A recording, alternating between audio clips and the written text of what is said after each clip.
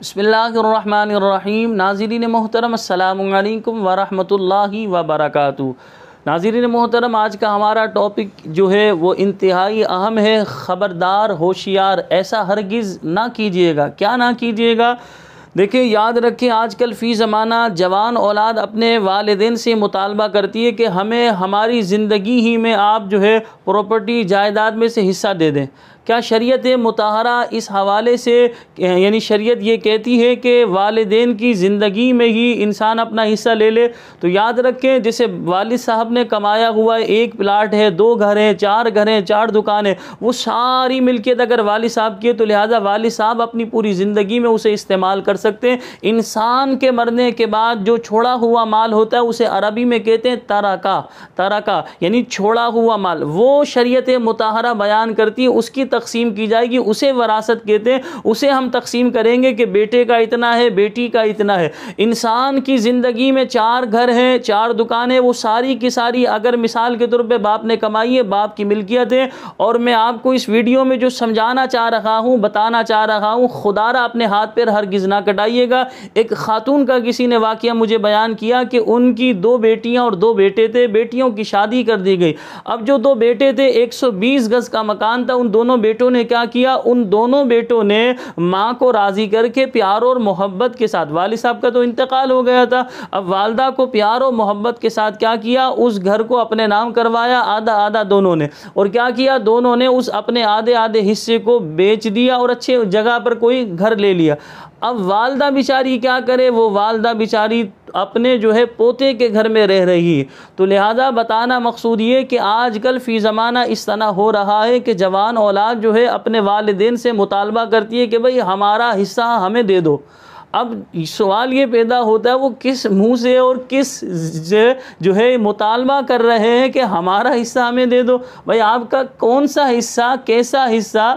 शरीयत मुताहरा ने तो ये बयान किया है कि जब इंसान का इंतकाल होगा तो उसने जो प्रॉपर्टी, जो जायदाद छोड़ी है, जिसको अरबी में तरका कहते हैं, वो तरका तकसीम किया जाएगा। अब बेटे को इतना मिलेगा, बेटी को उस हिस्से को तकसीम करेंगे। इंसान अपनी ज़िंदगी में, इंसान के पास करोड़ों अरबों खरबों रुपए भी हो तो वो इंसान की ख़ुद की मिल्कियत है, वो औलाद का नहीं है। तो लिहाजा औलाद का ये मुतालबा करना हरगिज़ जायज़ नहीं है। और इस वीडियो में जो मैं समझाना चाह रहा हूँ, ये बात बताना चाह रहा हूँ कि वालिदैन ऐसी गलती हरगिज़ ना करें। क्योंकि ये एक ही स्टोरी मैंने आपके सामने बयान की, ऐसी कई स्टोरियां मेरे पास मौजूद है जिसमें वालिदैन ने अपने हाथ पैर कटवाए। वो किस तरह कि अपनी ज़िंदगी में अपनी औलाद की मिल्कियत कर दिया, यानी कि एक बेटे को घर दे दिया, एक को दुकान दे दी, एक को जो है कुछ और दे दिया। इस तरह क्या किया? अपनी सारी जायदाद अपनी ज़िंदगी में तकसीम कर दिया। अब उन्होंने ये सोचा कि भाई जो हमारा मफाद था, जो हमारा मकसद था, वो तो पूरा हुआ। अब वालिदैन पर जब बुढ़ापा आएगा तो जाहिर सी बात है आमदनी के ज़राए नहीं है। अब वो बेचारे क्या करें? वो कहाँ जाकर पड़े? तो लिहाजा होता यही है, वो बेचारे कभी बेटी के घर तो कभी फुला मकाम पर, कभी फुला मकाम पर, इस तरह अपनी जो है अजियत के साथ, तकलीफ़ के साथ ज़िंदगी गुजार रहे। हालांकि वो ख़ुद करोड़ों अरबों रुपयों के मालिक थे, लेकिन उन्होंने अपनी ज़िंदगी में ही अपनी औलाद को इस तरह दे दिया।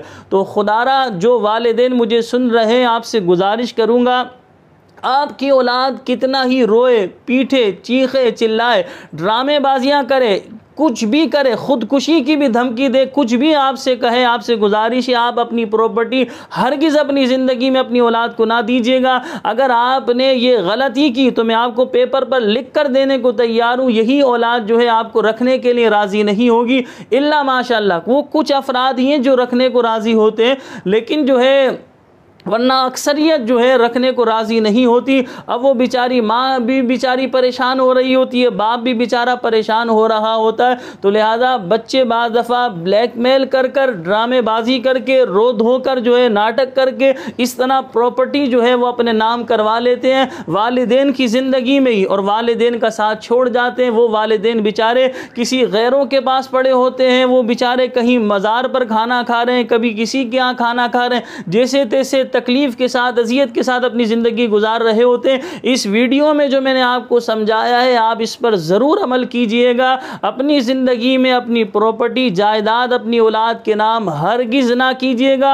वो कितने ही आपसे कहें कि भाई हमारा हक हमें दे दो, हमारा जो हिस्सा बनता है वो हमें दे दो, और जो है हमारा हिस्सा हमें अपनी ज़िंदगी में ही चाहिए ताकि हम इसे इन्वेस्ट कर सकें, तो उनको बताइए कि आपका कोई हक नहीं, आपका कोई हिस्सा नहीं है। हिस्सा आपका उस सूरत में बनेगा जब हम अल्लाह को प्यारे हो जाएंगे, जब हम दुनिया से जाएंगे, जब हमारे जिस्म से रूह निकल जाएगी, जब हम पर मरहूम या मरहुमा का लेबल लग जाएगा। तो लिहाजा ऐसी सूरत में जितनी प्रॉपर्टी जायदाद हमने छोड़ी है, वो तरका है, वो तकसीम किया जाएगा, फिर वो जो तुम्हारा हिस्सा बनता है वो तुम्हें मिल जाएगा। बहरहाल अपनी ज़िंदगी में अपने औलाद के हैंड ओवर हरगिज़ ना कीजिएगा अपनी प्रॉपर्टी जायदाद। अगर आपने ऐसा किया तो यकीनन आप पेशमान होंगे, आप यकीनन परेशान होंगे, और आप अपनी बकिया ज़िंदगी अजियत के साथ, तकलीफ़ के साथ, परेशानी के साथ ही गुजारेंगे।